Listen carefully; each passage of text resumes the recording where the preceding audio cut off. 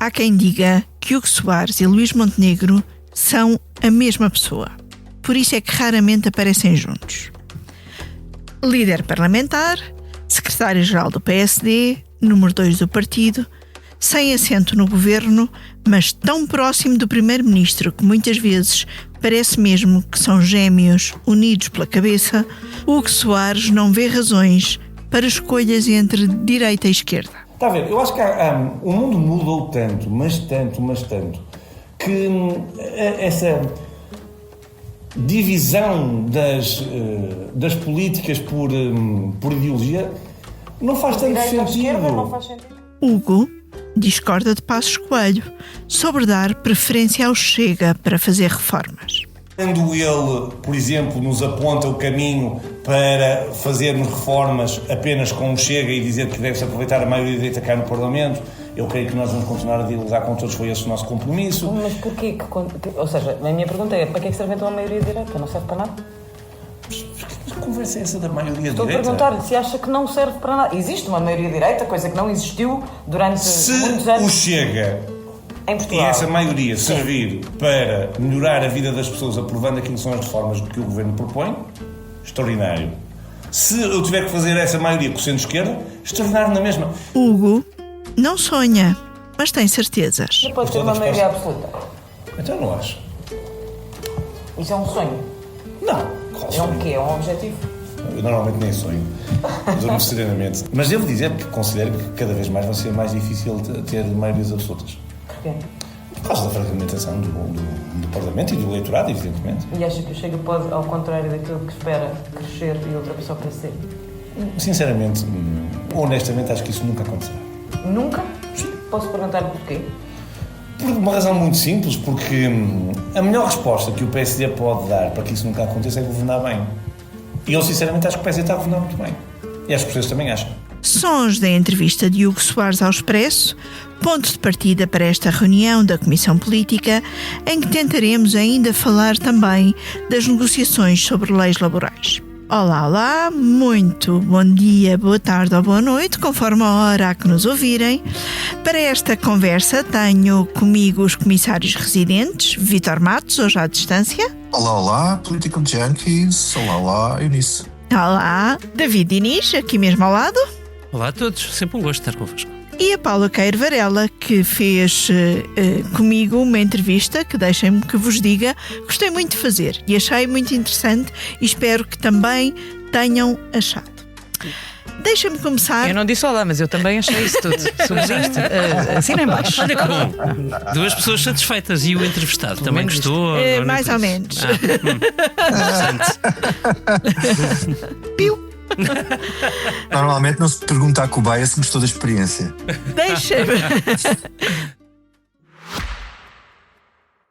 O Expresso tem uma nova subscrição que lhe dá acesso completo ao The New York Times, com atualidade, jogos, culinária e muito mais. E ainda aos conteúdos exclusivos da SIC Notícias, incluindo o Direto Vertical, a nova e inovadora emissão que se adapta ao seu smartphone. Subscreva em expresso.pt/digital. Expresso. Liberdade para pensar. Deixa-me começar pelo princípio.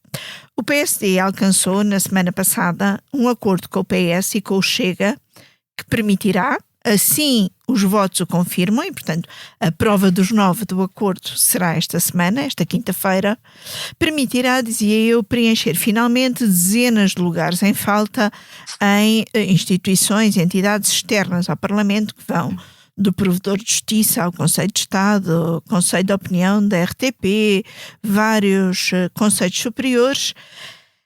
Paula, deixa-me começar então por ti, por esta negociação, que é uma negociação que depois, no fundo, tem 2 tempos, uma vez que a solução para o Tribunal Constitucional foi também negociada, mas a votação fica adiada. Isto foi uma vitória do PSD, uma vitória do Hugo Soares e do recato que ele diz ter tido, uma derrota do PS, uma vitória do Chega, uma boa solução para todos. Pode ser algumas dessas coisas que tu disseste. Eu acho que há uma vitória do PSD e do Hugo Soares, não necessariamente pelo recato, embora admita que nestas coisas De facto, quando se trazem estes assuntos para a praça pública, normalmente corre menos bem. O que Soares dizia que as pessoas acabam reféns das suas palavras, e assim é. E o que é que acontece aqui? Acontece que o PS ficou refém de uma palavra que não resolveu bem neste entendimento que foi alcançado, que é o PS começou por rejeitar que o Chega pudesse entrar no Tribunal Constitucional. Como é que acaba? O Chega vai entrar no Tribunal Constitucional, vai indicar um juiz. Se não quisermos colocar as coisas nestes termos de serem entradas dos partidos, mas enfim, são as indicações que são partidárias, estas. E portanto o PS teve de ceder, não é? Numa questão que era de princípio e que claramente para mim fica comprometida. Por outro lado, em termos práticos, matemáticos, vai continuar a perder um juiz que era... Alegadamente, o problema inicial era que por um lado o Chega não indicasse e por outro que não houvesse um desequilíbrio daquilo que foi tradicionalmente o entendimento entre PS e PSD de que a esquerda indicava 5, a direita indicava outros 5. As contas não vão ser assim. Só foi possível que o PS indicasse porque, entretanto, surgiu a hipótese de antecipar uma saída que estava prevista do juiz-presidente do Tribunal Constitucional. E o Soares, aliás, assume que foi isso que assume claramente nesta entrevista que foi isso que permitiu desbloquear. E no fundo o PSD aparece aqui como alguém capaz não só de fazer pontos, como de levar água ao seu moinho, porque no fim do dia o desequilíbrio, entre aspas, dessas indicações vai ser exatamente aquilo que estava previsto e acaba por não parecer demasiado colado apenas ao Chega, porque o PS de facto vai indicar mas vai indicar só um quando a posição de princípio do PS era esta, portanto... Sim, mas por outro lado não perde a possibilidade de indicar o provedor de justiça. E o Chega também ganha já agora nas tuas primeiras premissas, essa também é uma leitura. David, como é que vês o resultado desta negociação? E já agora acrescento mais uma coisa, e achas que vai ser confirmada nas urnas? Bem, primeiro, não concordo com a Paula Varela, que é uma coisa, enfim, não tão frequente quanto isso, portanto deve ser assinalada. Então em que não é frequente? Não é assim tão frequente. Então estamos a fazer alguma coisa muito errada. É verdade, talvez. Não sei se tu, se eu, mas um talvez de nós ou os dois? Dito isto, porque é que não concordo? Não, quer dizer, factualmente há um sucesso do PSD e do Hugo Soares em particular. Aliás, deixa-me fazer o disclaimer, é importante, porque doravante não terei muitos motivos para elogios. Que eu cheguei a pensar que teria de fazer o Sobe e Desce esta semana. Os nossos ouvintes talvez não saibam, mas na nossa coluna semanal há uma outra pessoa da direção que está encarregada de fazer que é o Miguel Cadeiro. O Sobe e Desce. Eu pensava que teria de fazer, até já os tinha escrito, e um sobe era para o Hugo Soares, por isso mesmo, porque é um sucesso, é uma negociação concluída, isso é importante e não era tão fácil quanto isso. A partir daqui não vou concordar. É evidente, é factual, que é o quarto elemento que desbloqueia, ou seja, o PSD parecia ter feito mesmo um acordo com o Chega para que fossem dois indicados pelo PSD, um pelo Chega, nenhum para o PS. Percebeu-se que o Presidente do Tribunal Constitucional ia sair, abre-se uma nova vaga, e há aqui um lado em que implica, de certa forma, quer uma cedência do Chega, quer uma cedência do PSD também, não sendo mentira aquilo que a Paula disse, evidentemente que o PS teve que ceder. O meu ponto é o PSD e o Chega também tiveram que ceder algum espaço neste seu entendimento do que o Tribunal Constitucional subitamente se tornou uma segunda Câmara do Parlamento. Nunca foi. O Tribunal Constitucional nunca foi uma segunda Câmara do Parlamento. Nunca foi uma coisa que decorresse da representação parlamentar do momento. Se fosse assim, os mandatos eram ligados. Nunca foram. E, portanto, na maioria absoluta de Cavaco Silva, que já agora se estendeu durante 8 anos, nunca o PSD teve uma representação proporcional à maioria absoluta de Cavaco Silva. E atenção, 8 anos era suficiente para rodar todo um Tribunal Constitucional. Nós perguntámos isso não é verdade. Ao Hugo Soares já agora. Isso não é verdade. O entendimento do Hugo Soares sobre o assunto pura e simplesmente não corresponde aos factos. O entendimento que ele diz é que tem de refletir o Parlamento que aqui está. Mas não tem. Mas, quer dizer, ele é livre de entender, toda a gente é livre de dizer o que entender. E não, aí é que está. Não manda nesta parte da negociação, mandou. Não. Mandou. O problema é, ou melhor, o problema para ele é, efetivamente não manda. E a questão é tão simples como esta. Porquê é que o PSD e o Chega tiveram que ceder alguma coisa para que o Partido Socialista tivesse direito a um representante? Pelo simples motivo de que os dois partidos com a Iniciativa Liberal tinham uma maioria de 2/3 aflita, pelo que tinham quase nenhuma capacidade de garantir que aqueles nomes passassem. E foi isso, acho eu, que permitiu a abertura. Pelo que não tenho dúvidas disso, afinal concordo. Tiveram que ceder para que o Partido Socialista metesse um quarto elemento, e que não entrariam estes 3 agora, porque sabiam que não conseguiam provavelmente elegê-los, entrariam os 4 em bloco em maio. Veremos se passam ou não, respondendo à tua pergunta. Em termos práticos, independentemente do julgamento que Hugo Soares faça sobre o facto de ser dono disto tudo ou não, a verdade é, não é. E como não é, também teve de ceder. Ainda bem que há democracia e que há várias partes para que um mínimo de equilíbrio do sistema seja preservado. Não terá sido face ao julgamento, terá sido face à evidência dos factos, mas ainda bem que isso aconteceu. Não deixa de ser uma vitória, e eu quero fechar dizendo isto. Ele teve uma enorme qualidade durante o processo, Hugo Soares, que manteve rigoroso silêncio, que ele se autoelogia, mas tem toda a razão para fazer, porque foi o único. E tendo sido o único, foi mesmo quem não preservou. Ficou preso a palavras. Claro, foi o único que teria a capacidade depois de desbloquear as coisas. E fez isso tudo muito bem, e por isso merece que se lhe tire o chapéu. Aqui estou eu a fazê-lo. Acho que Vítor Matos, deixa-me andar para a frente e perguntar-te o que é que achas do resto do entendimento do Hugo Soares sobre os tipos de entendimentos possíveis no Parlamento. Ou seja, Hugo Soares, ao longo da entrevista, no fundo, vai-nos dizendo que não tem problemas nenhuns em negociar com o Chega, apesar de intervenções como a de André Ventura nos 50 anos da Constituição. Por outro lado, também diz que não concorda com Passos Coelho, que o Chega deve ser um parceiro preferencial e, aliás, tem sido e foi em várias coisas até agora. É possível manter este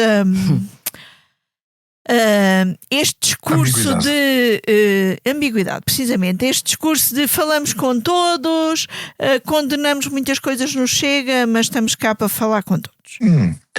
Ok, deixa-me só de ir para a frente, mas deixa-me só ir um bocadinho atrás. Só para ser uma bissetriz, que eu sou um conciliador entre a Paula e o David. Não, só para dizer o seguinte, quer dizer, o Tribunal Constitucional historicamente não foi uma Câmara do Parlamento, mas foi uma Câmara onde se dividia entre esquerda e direita, e onde muitas vezes, enfim, na cota do PS entravam juízes de esquerda e como pessoal político, claramente político, como juízes do Constitucional, recordando António Vitorino, Paulo Mota Pinto, Vital Moreira, Assunção Esteves, pelo PCP, Assunção Esteves, pelo PSD, Maria Clara Sotomayor, que acho que foi a única indicada pelo Bloco de Esquerda. Isto são só exemplos. Eu não sei bem. A questão aqui não é tanto o alinhamento político dos juízes do Constitucional até agora, mas depois os resultados que isso tinha do ponto de vista das decisões do Tribunal, que, segundo estudos vários, e há um livro, já falámos disso aqui várias vezes, da Ana Catarina Santos sobre isso, e um artigo do Público há pouco tempo, também interessante, que eu agora não consigo dizer de cor o título para irem procurar, mas que explica que não era a filiação política dos juízes que definia o voto, e o voto não era alinhado. E até curioso, porque, se bem me lembro, até os juízes da direita, até os que votavam menos alinhados com os partidos que o indicavam. É muito interessante agora, isso. A diferença é que agora, sim, não sabemos como é que vai ser. Quer dizer, isto aqui é abrir o mão e ver. Pronto, andando para a ambiguidade. Se é que achas que é ambiguidade. O Soares acha que é a linha justa, obviamente. É evidente que é ambiguidade, porque o governo não pode fazer outra coisa, não é? Quer dizer, agora, resta saber se depois acaba por ter um parceiro preferencial ou não, e enfim, agora vai ser o teste do algodão com reforma laboral. A questão aqui é um bocado lembrar do não é não. O não é não do Luís Montenegro. Só que os políticos são muito hábeis a fazer as coisas e quando fazem statements destes fazem com os cuidados devidos. E quando ele disse não é não, a frase é claramente para acordos de governo. Não é para negociações parlamentares. Há depois uma entrevista que o Luís Montenegro dá a Maria João Avilés, que eu acho que foi na TVI ou na CNN, onde ele é mais definitivo, a dizer que nem acordos, negociações, acordos, não faz nada. Pronto.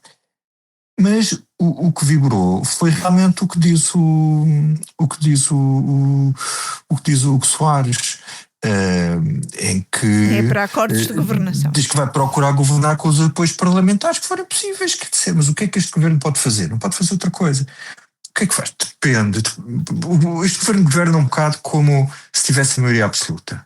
Não é? Mete as coisas na mesa e depois vê para que lado é que pende. E depois vai limando aqui, vai limando ali. Agora ficam como simbolicamente, não é? Aquilo que é mais importante.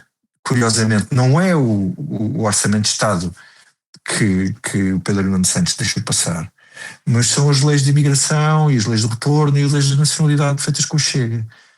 Isso é que fica como simbólico como da marca. Governação, como marca, quando aquilo que viabiliza realmente o governo são os orçamentos de Estado.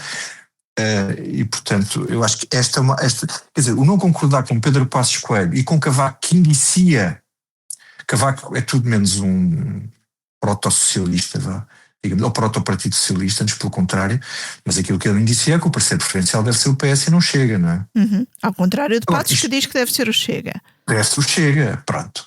Agora, a questão que temos aqui é qual dos partidos é que está disposto, por questões internas e de posicionamento político, qual é o partido que pode concordar com o governo em cada circunstância. E nos casos que temos visto, o PS tem muito mais dificuldade sem se descaracterizar e digamos assim, e sem prejudicar a sua base de apoio, o seu posicionamento político. O partido para quem é mais difícil, ou com quem é mais difícil fazer esses acordos, é naturalmente o Partido Socialista, tendo em conta as posições deste governo do PSD, que tende a ser mais fácil com o Chega. Conclusão, se isto aproxima mais o PSD do Chega, o professor Marcelo Rebelo de Sousa, quando estava na presidência, achava que o Chega estava-se a cheguizar. O PSD estava a cheguizar-se. O PSD estava a cheguizar-se. Convém que o Chega se cheguize. Agora, pois, exatamente. E pronto, e com este pensamento profundo. Olha, deixa-me só acrescentar, Eunice, que eu acho que há uma leitura ali.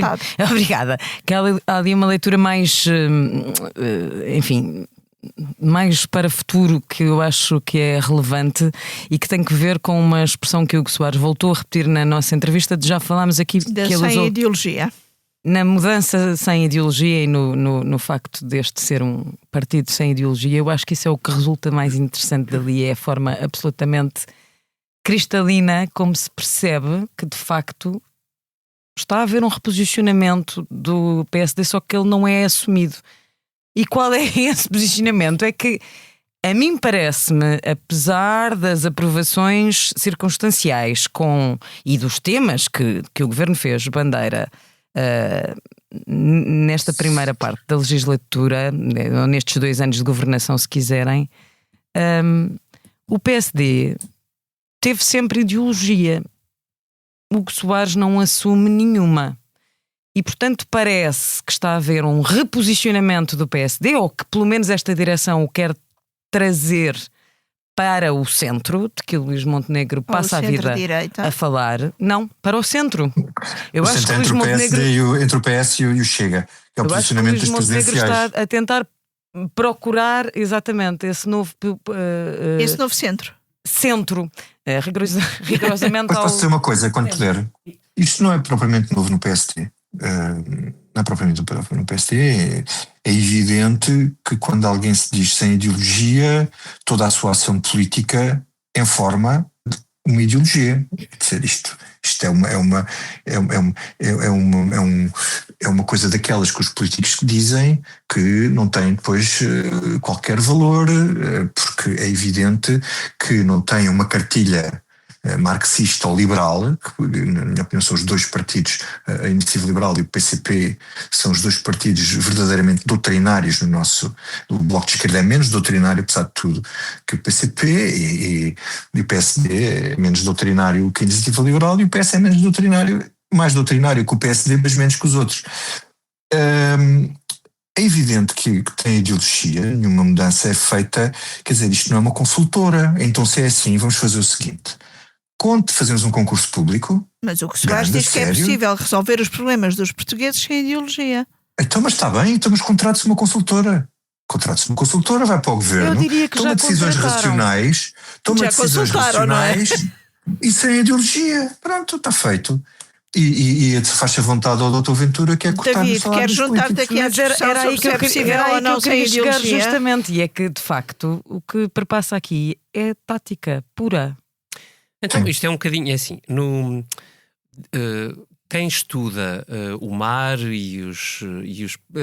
consegue identificar alguns peixes que conseguem andar muito rapidamente para a esquerda e para a direita. Normalmente esses peixes são aqueles que não têm espinha. Como o cação. O cação, por exemplo, é um peixe que não tem espinha e, portanto, vira para a esquerda e para a direita com enorme facilidade. Pronto, depois há aqueles que têm só uma cartilagem central e andam um bocado mais a direito, não é? Mas também não incomodam muito. Agora, definitivamente, não são os peixes mais conhecidos do planeta nem dos oceanos. Não, mas a sopa de cação é muito apreciada. Em algumas regiões do país específicas, não é um prato, digamos, de dimensão internacional. Olha, a minha mãe faz uma sopa maravilhosa, só para ficarem a saber. Esses todos que tu disseste. Mas todos vão nadando. Também há os tubarões, que também são peixes que não têm, são mais perigosos. Não sei se estás a falar do Chega, mas o Hugo Soares tem ali uma outra declaração maravilhosa que todos nós vamos lembrar. Os sujeitos estão sempre à interpretação livre. Portanto, não nos queres dizer se achas que o Hugo Soares é um cação ou um tubarão, ou que o Chega é um tubarão ou uma tainha. Vamos lá então a falar de política. O Hugo Soares, líder parlamentar do PSD, como se lembram, aliás, como bem disse eu nisso na introdução, alguém que muitas vezes é confundido com o próprio Luís Montenegro, acho que eles gostam que isso assim seja, aqui não é preciso ler com ironia, diz uma coisa que eu acho interessantíssima e muito sintomática, sobretudo na entrevista, de resto fez o título, salvo erro, na edição em papel, dentro da edição, que é que o PSD nunca... o Chega nunca vai ultrapassar o PSD. O Chega irá ultrapassar o PSD, que é, aliás, muito sintomática. Porquê?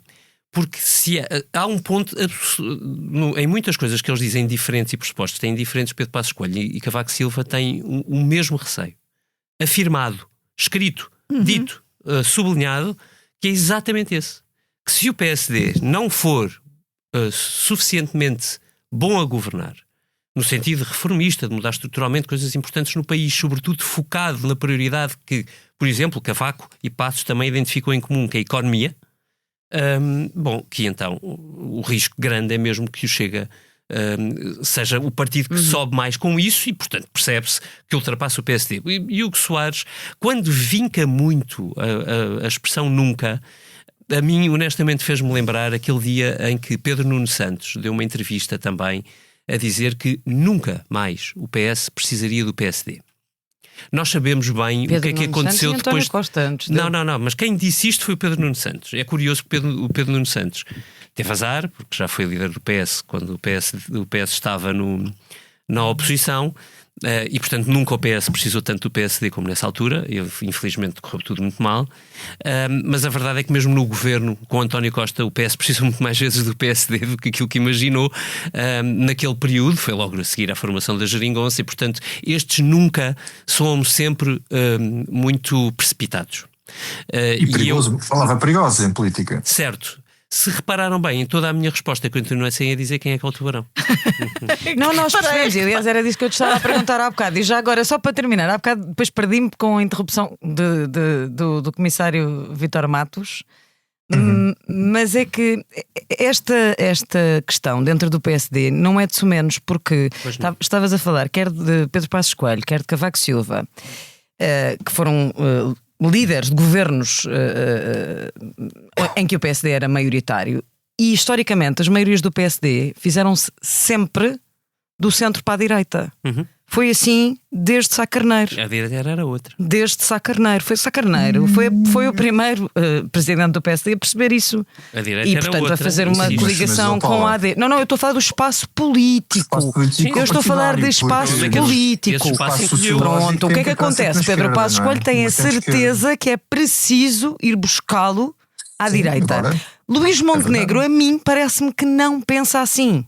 Aliás, o que Soares diz isso na entrevista. Exatamente. Que é nisso que discorda de Passos Coelho. É nesse centro em que ele se está a basear. É por isso que eu acho que está a haver aqui um reposicionamento. Mas essa ideia é falsa, que não? Passa. Qual? A ideia de que o PSD está a governar ao centro. Mas está a governar ao centro em quê? Mas eu não te estou a falar exatamente de governação, estou a falar de uma forma de pensar o está geométrico, partido. Está bem, está entre um e outro. Geometricamente e taticamente. Mas não é um centro aquilo. Mas essa ideologia, percebes? E é uma coisa curiosa, porque Rui Rio quase que foi chacinado. Pronto, não me está a ser uma expressão melhor, serve chacinado, nomeadamente por esta direção do PSD, certo? Por dizer que o PSD era um partido que estava no centro-esquerda. Eu acho que está a haver um reposicionamento desta direção do PSD exatamente, de que não se fala. Sim. Era isto. Não, só para acrescentar uma coisa.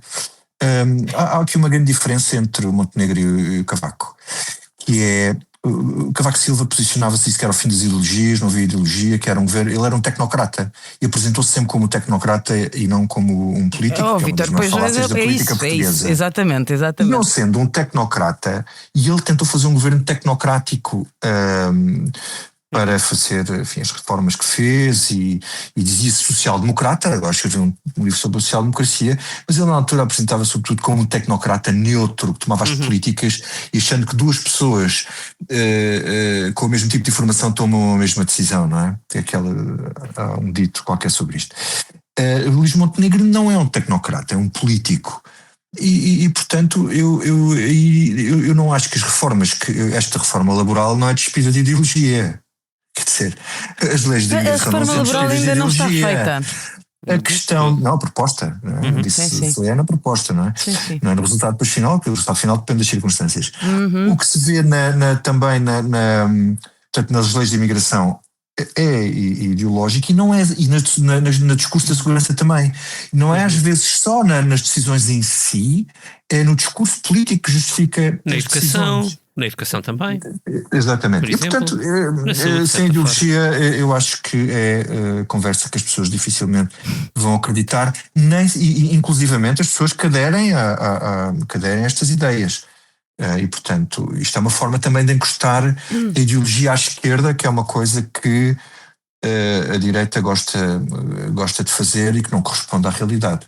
Olhem, falando agora noutro aspecto da entrevista, a questão da transparência, o que Soares, a dada altura, embora primeiro tenha hesitado no tom, depois foi desabridamente por aí fora contra o atual sistema de transparência e escrutínio dos políticos, e podemos agora ouvir o que disse. Ora, que eu tenha que dizer o que tenho quando entrei para a política, está tudo certo, não estou a dizer o contrário. Agora, não tem que ser público, as pessoas não têm que saber. O que Soares defende que deixe de ser público o acesso às declarações de políticos, dizendo que isso alimenta o voyeurismo e, portanto, as declarações devem continuar a existir, mas só para casos em que exista suspeita.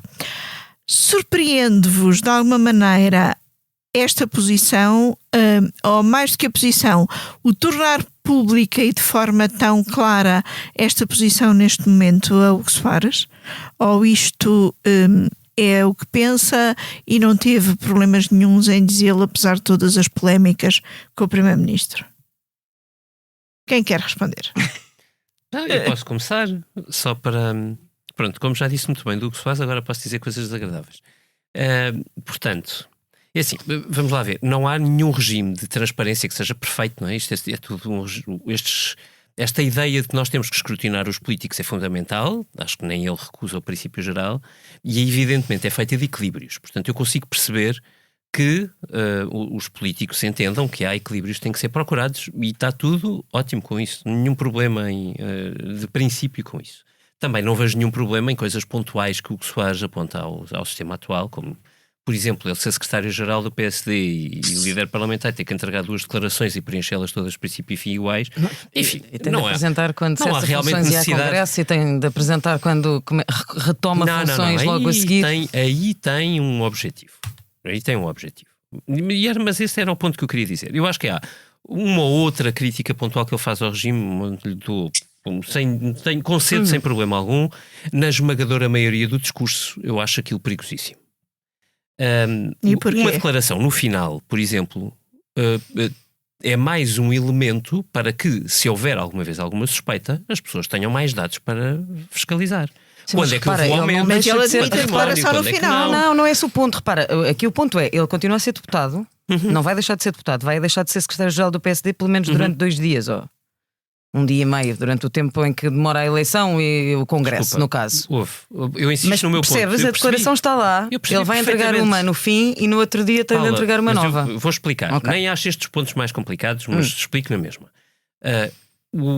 Todos os passos em que seja admissível existir mais um elemento para que, se houver suspeita, as pessoas possam investigar. Quanto mais informação, melhor, certo? E não custa nada. Em rigor, desculpem, não custa. Aliás, já agora, todo aquele coisa que é burocratas, eu estou aqui a fazer de advogada do diabo, mas ele diz colega meu que custa. Percebe muito disto. Sim, mas David, há de elementos que tu pensas que são Paula de facto... Varela, eu há 20 anos estive num governo. E também conheço há muito tempo os corredores do Parlamento. Sim, eles mas têm. Deixa-me só acabar. Este sistema mudou muito. Não importa, desculpa. Eles têm gabinetes jurídicos que os apoiam. Nesse sentido. Eles não têm que fazer tudo sozinhos. O meu reparo tinha que ver com algum nível de detalhe do género das emissões. Das emissões dos automóveis. Sim, das emissões de carbono dos automóveis. Coisas como. Coisas ditas pelo Hugo Soares, como o Primeiro-Ministro já foi mais do que escrutinado. Não há cão nem gato que não saiba quem são os seus clientes. Que o princípio da suspeição é inenarrável. Portanto, nós temos que partir do princípio da confiança quando estamos a escrutinar políticos. É assim? Temos todos partido do pressuposto que os políticos são bem intencionados. Vamos lá ver. A sério, vamos lá ver. Nós temos um ex-primeiro-ministro que está a ser julgado por corrupção. Ex-primeiro-ministro esse, que é alvo do PSD. Discurso sim, discurso não. E nós temos que partir do pressuposto que os políticos são entidades... Não, em nenhuma legislação sobre transparência no mundo esse princípio é aceitável. Sim, não. E um exemplo que tu dás que foi usado pelo PSD à náusea para dar exemplo como... Ainda. Só para concluir, há mais coisas graves como não um regime de transparência. Não ser público. E ser só consultável quando alguém tiver uma suspeita, imaginando nós que o alguém deva ser o Supremo ou o Ministério Público. No caso, o Hugo Soares diz claramente que é o Ministério Público. É absolutamente inadmissível. Mas é mesmo inadmissível. E é de alguém que tem mesmo um problema sério com o princípio da transparência. Não é com mais nada do que isto. Vítor. Antes de mais, eu confesso-me um pessimista antropológico, o que, segundo o cânone da ciência política, devia fazer de mim automaticamente uma pessoa de direita, portanto, cada um faça os seus juízos. E como pessimista antropológico, acho que as pessoas à partida não são boazinhas e recheadas de boas intenções e, portanto, mais vale nós precavermos disso do que estar à espera que as coisas aconteçam. Pronto. Há dois casos. Dito isto, há 2 casos que são paradigmáticos nisto. Um por defeito, outro por excesso. O caso Sócrates por defeito, o caso do Montenegro por excesso. E tudo contra a argumentação tudo contra a argumentação do Hugo Soares, onde eu concordo apenas com a parte relativa, com 2 coisas. Concordo com a parte relativa à questão burocrática, mas isso são os ajustes na lei, tornar aquilo mais funcional, e concordo com a análise de que isto afasta pessoas da política. É uma verdade. E faz lembrar também o caso Domingos, da Caixa Geral de Depósitos, é exemplar do ponto de vista. António Domingos. António Domingos. Pronto. Agora, o caso Sócrates porquê? O caso Sócrates porque o facto de nós conhecermos as declarações de José Sócrates permitiu-nos perceber desde sempre, apesar de depois não conseguirmos concretizar, que ele não tinha rendimentos ou não declarava rendimentos para o tipo de vida que levava. Ponto 1. Segundo ponto, é óbvio que foi muito importante nós sabermos a lista de clientes do Sr. Primeiro-Ministro, ou agora da família do Sr. Primeiro-Ministro, da mulher do Sr. Primeiro-Ministro, ou da empresa que ele criou, dos clientes que ele angariou e que depois passaram a uma mulher que também eram dele. Pronto. Isto é fundamental nós sabermos, não é voyeurismo, nós sabermos que há uma empresa, por acaso esta dependia da concessão do Estado, mas não tem que depender da concessão do Estado, que há uma empresa que paga uma avança mensal à família do Primeiro-Ministro, leia só própria. E, portanto, quer dizer, eu contra estes factos eu acho difícil, acho que tudo o que venha a dizer que não é suposto saber-se, isto não é voyeurismo, o que é que faz? Torna tudo muito mais opaco, muito mais difícil o escrutínio e torna muito mais fáceis. A criação da entidade da transparência também tornou já por si mais difícil o escrutínio. Mas é que era aí que eu ia, deixa-me só dizer isto, que é o facto de supostamente haver mais transparência não quer dizer que haja mais escrutínio. E como o Expresso já noticiou, a nova legislação, as novas entidades tornaram mais difícil, incluindo aos jornalistas, a consulta de documentos entregues pelos políticos e, portanto, nós há um mês e meio, trazíamos no Caderno de Ideias uma entrevista à Susana Coroado que fazia a distinção entre transparência e integridade e que não é por haver mais transparência que há mais integridade, porque muitas vezes a transparência é uma aparência. E, aliás, se nos lembrarmos de Luís Montenegro a divulgar N coisas no início do caso Spinum Viva, parecia que ele estava a ser muito transparente e depois fomos descobrir não sei quantas outras. E não é de facto por haver uma entidade da transparência que o escrutínio dos políticos se tornou. Aliás, o Miguel Pereira escreveu há 2 semanas um texto que é bem ilustrativo da dificuldade acrescida hoje para consultarmos as declarações de rendimentos e percebermos. E posto isto, políticos. Queria só fazer aqui uma não, já não podes, lamento. Queria só fazer aqui uma ronda rápida sobre um assunto é que esta entrevista dava para muitos. que vocês já afloraram aqui a propósito de vários assuntos, que é Código Laboral. Está em curso uma negociação, à hora que estamos a gravar, a meio da tarde de segunda-feira, há mais uma reunião no Ministério do Trabalho. O Presidente da República anunciou que vai reunir-se com os membros da Concertação Social, com as centrais sindicais e os patrões. Esta é uma reforma que o Primeiro-Ministro admite mais negociações, mas que não podem eternizar-se. Posto isto tudo, acreditam que ainda vai haver um acordo? Paula Varela. Na Concertação Social? Sim. Na Concertação Social não faço a menor ideia. Estava a pensar mais do ponto de vista de Luís Montenegro e do que é que ele quer, do que é que ele quer aqui chegados a este ponto. E acho que se tiver um bom argumento para deixar cair, não se vai importar. Deixar cair a reforma? Pode apresentá-la ao Parlamento e se o Presidente da República vetar, como disse que vetava. A única questão aqui é o que é que a Ministra do Trabalho se importa com isto. Acho que do ponto de vista de Luís Montenegro o processo não lhe correu bem estes sucessivos mais dias para, quer dizer, eu não sei há quanto tempo é que eu e a Cátia Mateus andamos a escrever mais o David Diniz, que é a reunião definitiva, é agora. É hoje, é esta semana a reunião, a última entre o Governo e a UGT e os parceiros sociais. Quer dizer, acho que há aqui uma hesitação para fazer passar esta ideia de que o Governo tentou. Não creio que isto tenha corrido bem, o processo, todo ele, desde o princípio. Há muita gente a criticar este processo dentro do PSD, que nunca foi, como sabemos, apresentado a ninguém, ou seja, foi uma coisa que o Governo nos apresentou no verão passado, que não como escreveu, julgo que o Vítor Matos nem parte fazia do programa eleitoral e, portanto, acho que já só quer sair. Se a coisa ele tentou.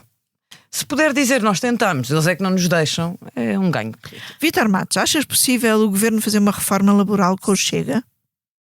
Acho. E porquê que achas? O partido que anunciou várias vezes criar uma central sindical e não conseguiu, acha que se aproxima dos trabalhadores com uma reforma laboral? Então, quer dizer, o Chega, não, quem procura coerência nas posições do Chega engana-se, quer dizer, não é suposto procurar coerência, o Chega aprovará ou não aprovará a reforma laboral sem entender que aquilo lhe é favorável ou não, e portanto acho que aquilo de não ter ideologia, fazer reformas estruturais sem ideologia, pode unir o Chega e o PSD. Na ideologia. Depende daquilo que o Chega a achar que é também ganho, não é? Exatamente. Sim, se achar que é ganho, ou se achar que as perdas não são demasiado como disseste, porque o primeiro voo de face foi esse, não é? Foi como David Diniz, e o Presidente da República, que como candidato fez várias declarações sobre a reforma laboral, atravessou-se ou não demasiado já neste assunto? Bem, começando por aí, o Presidente da República atravessou-se onde era inevitável que se atravessasse, ou seja, ele estava em campanha eleitoral, não era um tema que ele pudesse evitar, tinha havido uma greve geral que, ao contrário do que o Governo chegou a pensar, acabou por ser bastante penalizadora para o Governo. E portanto António José Seguro, que era o candidato da esquerda, se queria passar à segunda volta, não se atravessasse, ele não ia à segunda volta nenhuma, quer dizer, não havia hipótese. Em campanha eleitoral é isto. Outra coisa é se ele tem espaço de manobra para recuar. Eu acho que muito dificilmente, mas há sempre. Ele é Presidente da República. Aliás, o Hugo Soares também na entrevista já estende o tapete. Essa é outra coisa, que é qual é a intenção do Governo e o que é que o Governo tem feito. Acho que nem o Governo nem o UGT tiveram até aqui interesse nenhum em ter um acordo. Do lado da UGT, isso fica muito explícito quando a UGT apresenta uma proposta alternativa que quase não tem pontos de contacto com as propostas do Governo. Isso não é... Quer dizer, se alguém tiver realmente interesse em... Não é assim que se negocia. Do lado do Governo, também não é uma negociação. Se chegarmos ao fim de... Quer dizer, destes meses todos de negociações e dos 6 pontos-chave, como explicou bem a Cátia no texto que fez esta semana no Expresso, os 6 pontos-chave não houve um recuo integral. Há 6 pontos em que o GT diz estes nem pensar. E o Governo não entrega uma vitória em nenhum dos pontos ao seu principal parceiro de negociação. Portanto, evidentemente, quem quer um acordo... Quer dizer, isto não é preciso inventar nada. Toda a gente sabe como é que se fazem negociações em concertação. Há uma longa tradição da democracia portuguesa nisso. O Governo não quis também. E já agora o Hugo Soares aproveita para dar como exemplo a Agenda para o Trabalho Digno, que não teve acordo dos parceiros sociais e que o Governo de António Costa avançou na mesma. Claro, honestamente, mas tinha uma maioria absoluta. Com as diferenças que todos conhecemos, mas é esse o exemplo que ele aponta, não é por acaso? Honestamente, a mim parece-me que ninguém quis, ninguém vai querer, só se trata de quem é que dá o ponto final, ou seja, quem é que assume que ali já não há caminho a fazer, porque ninguém quer ficar com esses ónus. Dito isto, bem, eu acho que não há clima na UGT neste clima social, neste clima económico, na perspectiva de que se fará um acordo com o Chega, quer dizer, mas qual é o incentivo político para o UGT assinar um acordo com o Governo nestas condições? Também não interessa ao PS. Haver um acordo com o Chega podia ser um incentivo, não? Também não interessa ao PS. Problema é assim, claro que não interessa ao PS também. A questão do Chega, o Chega comprometeu-se muito. E, ao mesmo tempo, o Presidente também se comprometeu muito. Portanto, obviamente, a UGT joga neste equilíbrio. Se o Chega se comprometeu muito e o Presidente também, porque é que havemos de fazê-lo? Dito isto, é claro que o Vítor tem toda a razão. O Chega diz hoje que sim e amanhã que não. E começou não assim, tem importância nenhuma para o Chega. Assim, nem a dizer sequer sim. Pensem que o penaliza Depois muito. lembras-te daquela sondagem que dizia que o eleitorado do Chega não estava contente com a proposta.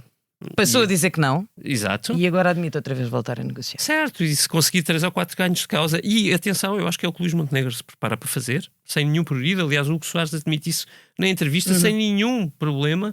E portanto, antes assim, não tenha nenhum problema e que apresentei ao Presidente da República e ele que decida. E eu acho que António José Seguro também não terá nenhum problema em vetar. Isso, também acho que não. E depois o Governo não insistirá e não forçará eu depois, o Presidente. Sobre isso falamos numa próxima edição do Expresso. Também agora não vamos... Sim, não podemos contar já a história toda. Vamos então... Lê os livros pelo fim, sabes? É este o problema com as suas perguntas a começar no fim. Não posso dizer tudo. Claro, não é evidente.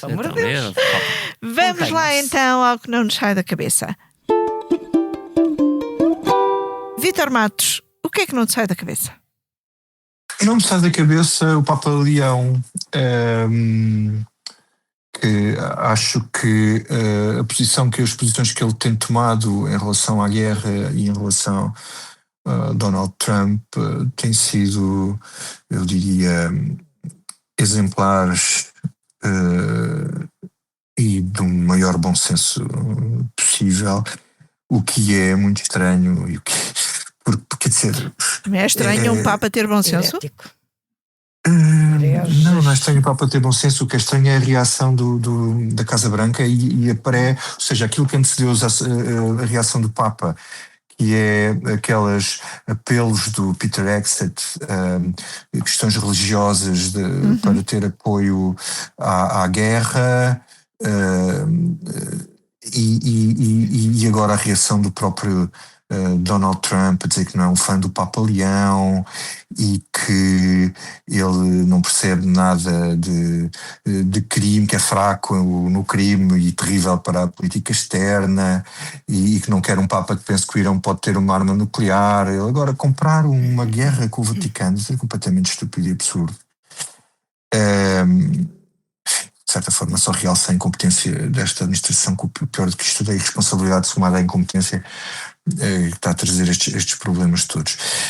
Para rematar, cereja em cima do bolo é o Sr. Trump ter tirado a fotografia feita por inteligência artificial, onde sugere que tem poderes de santo semelhantes ao de Jesus Cristo. Deus o abençoe. Ou não? Paula Queiro Varela, o que é que não te sai da cabeça? Várias coisas, como diria o Nisso Lourenço.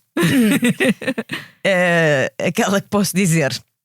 Como diria João Pedro Henriques. Exatamente. Ana Brunhosa e a sua inenarrável declaração numa reunião de Câmara em que anuncia a retirada da confiança ao jornalista da Agência Lusa, que acompanha. Ficamos a saber que ela antes tinha confiança. Não, para já ela não retira nada porque não é dela para retirar.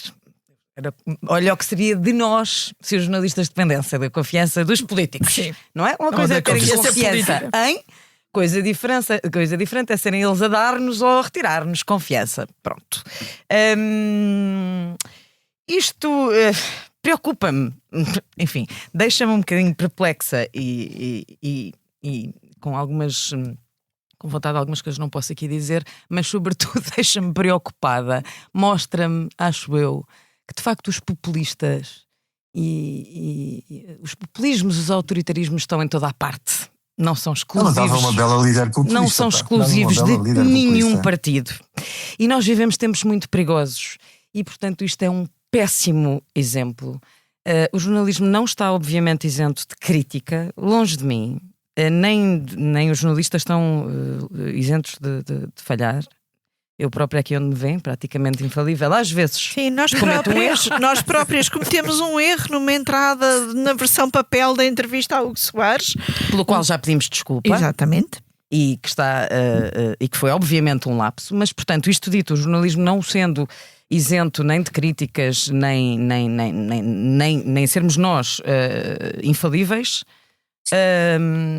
acho que é muito preocupante e espero que os democratas possam pensar duas vezes, ou pelo menos aqueles que se dizem democratas, em fazer este tipo de declarações num tempo em que o jornalismo já está tão ameaçado por aqueles que claramente assumem que não são democratas e que gostariam que o jornalismo por simplesmente se eclipsasse. Portanto, estejamos todos atentos e vigilantes. Isso mesmo. E posso dizer uma coisa? É a democracia liberal de Coimbra. David Inês, o que é que não te sai da cabeça? Ora bem, primeiro, não me sai da cabeça a capacidade extraordinária da democracia de sobreviver nos sítios mais difíceis. Foi o que aconteceu na Hungria este fim de semana, ao fim de 16 anos ininterruptos de Viktor Orbán na Hungria, depois de 16 anos mudar as regras para se tentar perpetuar no poder, um movimento que teve que unir pessoas que pensam coisas completamente diferentes, mas liderado por alguém com carisma, sim, indubitavelmente, conseguiu vencer eleições com mais de 50% dos votos, com mais de 2/3 dos deputados e com isso atingir a capacidade de reverter algumas das coisas. Será difícil, lento, penoso, porventura, mas algumas das coisas más, terríveis para a liberdade que Viktor Orbán foi fazendo. Por fim, se me permitires, uma nota mais pessoal, um espetáculo que verdadeiramente não me saiu da cabeça e que já levou a Paula Varela a tirar-me papelinhos nesta sessão de... Neste estúdio. É mentira, não há câmaras, não confirmo nem da Comissão Política, que verdadeiramente não me saiu da cabeça porque as músicas e as imagens e o ritmo e muito mais do que uma cantora, mas todo um espetáculo se perdurou na minha cabeça durante todos os últimos dias. Foi o de Rosalía, que fui ver na quarta-feira. Tive o privilégio, pode-se dizer, um espetáculo de ver na foi muita gente quarta-feira. expresso. Verdade, e também alguns políticos, soube que Marcelo Rebelo de Sousa lá esteve E Francisco Louçã. E que é, olha, eu vou dizer só assim, o Henrique Raposo escreveu um artigo muito bem escrito na revista do Expresso sobre a ligação cristã ou da música da Rosalía e da Rosalía ao cristianismo. Eu devo dizer que li, vibrei com o texto, era excelente. Eu, David Diniz, hoje sou um convertido. Uau! Assim seja. E a ti, Eunice Lourenço, o que é que não te sai da cabeça? Olhem, não me sai da cabeça. Eu sei que há 15 dias trouxe aqui mais ou menos o mesmo tema. Não me saem da cabeça episódios de violência doméstica. E nomeadamente um episódio que foi conhecido este domingo de uma mulher abandonada à beira da A8. E que foram pessoas que iam em direção contrária, que conseguiram acionar os meios de socorro. Ainda não se percebe muito bem a história. Foi abandonada inconsciente numa autoestrada e é mais um caso. Nós no Expresso desta semana dávamos conta de como ali os feriados, todo o período junto à Páscoa foi terrível em termos de violência doméstica. Agora mais este caso conhecido este domingo. Parece que não há forma de lutar contra isto, de parar toda esta violência, todo este desrespeito pelas mulheres, e portanto não me sai da cabeça, porque de facto não há soluções, não há medidas que façam diminuir os dados da violência doméstica em Portugal. É com um lamento que assim seja que terminamos esta comissão política, que teve os cuidados sonoros da Salomé Rita, tem a ilustração de Carlos Paes. Muito obrigado a todos e até para a semana. O Expresso tem uma nova subscrição que lhe dá acesso completo ao The New York Times, com atualidade, jogos, culinária e muito mais. E ainda aos conteúdos exclusivos da SIC Notícias, incluindo o Direto Vertical, a nova e inovadora emissão que se adapta ao seu smartphone. Subscreva em expresso.pt/digital. Expresso. Liberdade para pensar.